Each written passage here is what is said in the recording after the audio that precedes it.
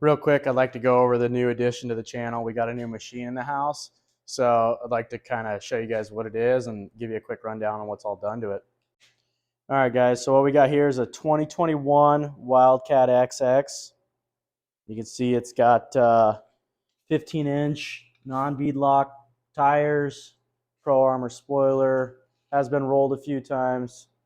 I'm just kidding, guys. If you have a Wildcat, sorry. I mean, I've yet to see one do anything cool, but you could show up and prove me wrong. Anyways, let's get into this. What is up, guys? We are back again, episode 3. We are still waiting on parts, man. It's supposed to be here this week. Just shipped out today, actually. Snow's been really messing with getting these parts. So you know how it already goes. I mean, we'll get those parts and we'll film if it fixed the misfire from King of the Hammers or not, and we'll do a test drive and all that. But for today, we're going to go over what's all done to this machine. It's got a ton of stuff done, a ton of good parts. We got this car brand new in 2019, bone stock, and we built it for rock climbing and hill killing for, that's kind of what we do in our area. It can still do high-speed runs and dunes, which we do multiple times a year. But we're going to go over what we like, parts that we've tried, things that work good for the style of riding we do. So let's dive right into it. All right, I guess we'll just dive into this. We'll start at the front of the car and kind of work our way around. First things first, as you guys can see, it does have a cage that, is an exoskeleton, I guess you'd say, wraps around bumpers and whatnot.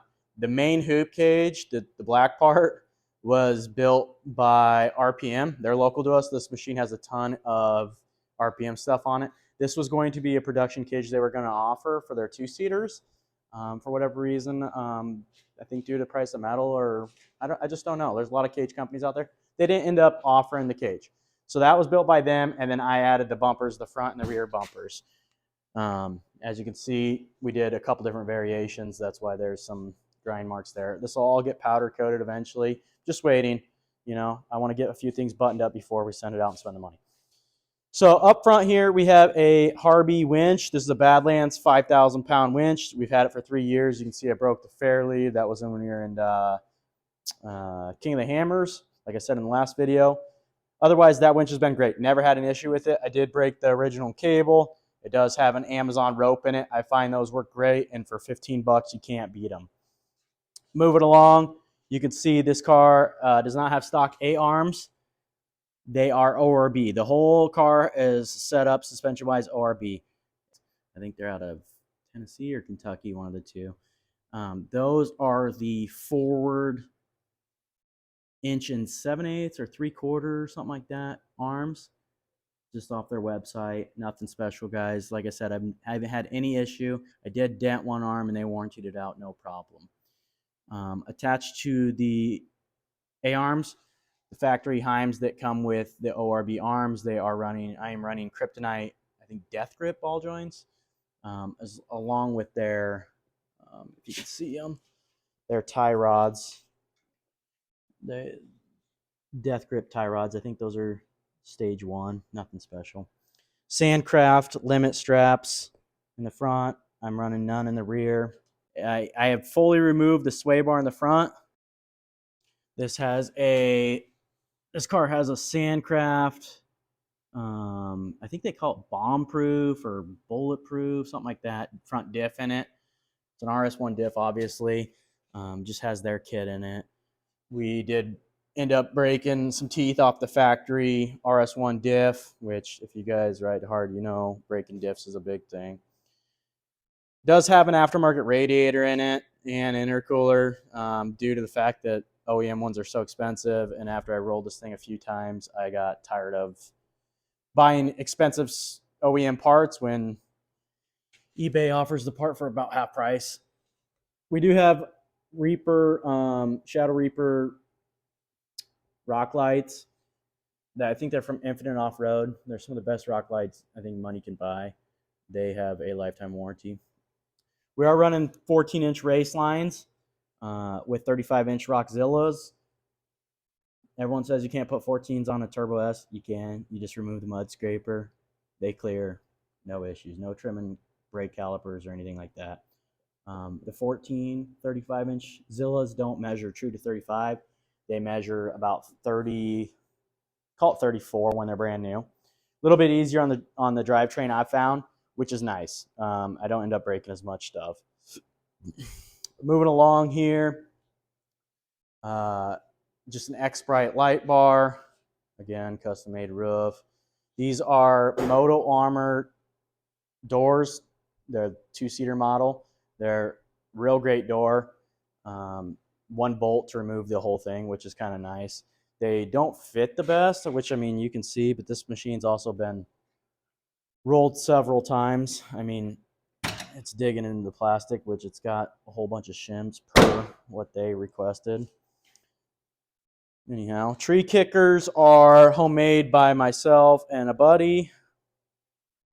I find tree kickers are nice, especially when you get in the rocks. A lot of people complain you get hung up on them. What I like is when these things get top heavy and they try to like roll over on their side or on the door, it prevents you from hitting your door or laying it on the cage. I mean, you can see this door is untouched, and that's mostly due to the fact that those kickers are on there. So moving along to the back, again, ORB suspension. We have full suspension by them. The radius rods, the front arms, the trailing arms, the radius rod plate is theirs. Even the sway bar that is not hooked up is ORB billet sway bar links, which, guys, if you haven't ran no rear sway bar, try it. It's amazing. Either you're going to absolutely hate the way it feels or you're going to love it. You get so much more travel out of it. A lot of people get scared, but I prefer that feeling, and I feel like I know the limits of the car better. We are running all balls, 8-ball axles all the way around. Like I mentioned in the last video, the rears are pretty damn strong. I mean, so are stock rears. I mean, their Turbo S axles are a little bit thicker than a Pro XP. They do hold up. The fronts do give under, extreme, I guess, wheel speed or an Ultra 4 car driving over your tire, I guess. But I prefer that. I mean, it saves the diff. Diffs are expensive, guys. So if you have an RCV axle or Turner axles or one of those companies, I mean, you're asking for it as far as breaking your diff goes. If your axles are stronger than your diff, you're gonna find out real quick. So I prefer the axle to be a little mid-level, but I also get tired of changing axles. So we might end up going with a stronger company, such as the ones mentioned. I'm kind of leaning towards the X300s. They're kind of right in the middle as far as price goes between those mid-level axles and those extreme axles. So that might be something we're switching to, but that's for a later date. We do have an RPM cutout on this machine. It is a 2.5-inch, I believe. They now offer a 3-inch. At the time, that was all they offered, so that's what we went with. Speaking of RPM parts, this one does have the charge tubes, like I mentioned last video, and their blow-off valve, which is in there. You can see it's the silicone, attached to that silicone charge tube. So I did want to mention real quick, I was watching a few of the clips. I know the machine's super dirty right now. Trust me, it's driving me absolutely insane. If you know me, I tend to keep this machine one of the cleanest out of the group. So yeah, it's driving me insane the way it looks, but due to the misfire, I'm not able to take it to the car wash, and it is just simply too cold to use my own power washer to clean it. And obviously we just made the bumpers, so they don't match. We will get them painted or powdered or whatever. So just wanted to mention that. It's driving me nuts too. It looks like a beater, which it is, but at least it's not like Wildcat beater bad. You guys know what I'm saying, right? Know what I'm saying? So anyhow, we'll get back to the video. Back to the exhaust. This is a stock muffler. We chopped it off and gutted the cat, punch it out, drill it out, whatever. Use an air hammer and then weld it back on. A little bit better flow. These things are notorious for clogging due to that cat in there. So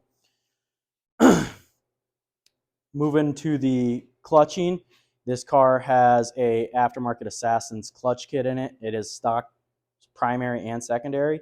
It has their weight arms and spring in the primary, as well as their I think it's performance helix in the secondary. I was running the high load one, and I did have a belt issue even after doing a gear reduction, which this car does have a gear reduction. It is 33% in low, I believe, and then I think it's 15 and maybe 7%, 15% in high and 7% in reverse. I could be wrong on those specific numbers, but that's pretty close. It was an all things UTV gear reduction.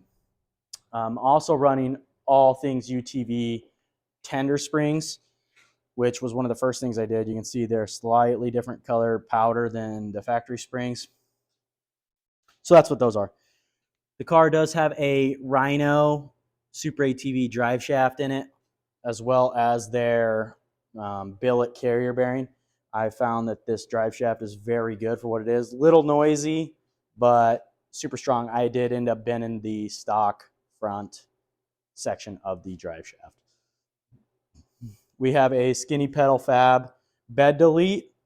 Again, rear bumper made by myself. I'm not done yet. I think I'm going to end up plating this here. I don't know yet. I love the way it looks. It definitely saves the plastics, what's left of them, as far as when you go on your side. But that's kind of it for the rear of the car. We do have an X-Brite chase light in the rear from Amazon. Great product for the money. Cheap, 80 bucks. Pay no attention to that giant dent. We gusseted it. It'll be okay. Maybe. Moving along to the interior here, PRP door bags and PRP harnesses. I believe these are 2.5-inch harnesses. Simpson Racing seats. Check out that ostrich. Nice, right? Gear grabber, billet shifter. Forget what they call it. Gated shifter, right?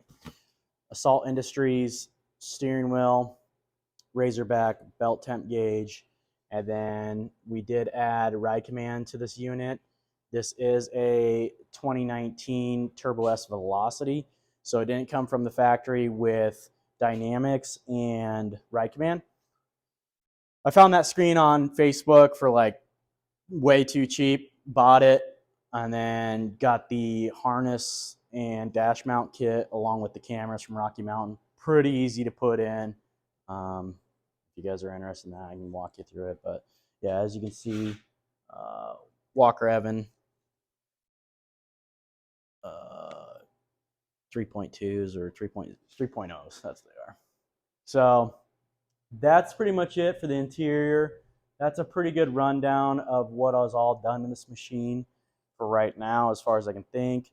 There is some other things, you know, like it does not have a stock power steering unit in it. It's running an RS1 power steering unit. Due to I couldn't find another Turbo S one, they were back ordered, mine fried. Turns out you can do that. They're interchangeable, I guess. They don't reinvent the wheel for every machine as far as power steering units go, even though they say it's a different model number. There's goofy little things like that, but we don't really need to dive into all that. That's a pretty good rundown of all the stuff that's done to it. If you guys have any other questions, if there was something you've seen that I didn't go over that you're like, what is that? Feel free to comment.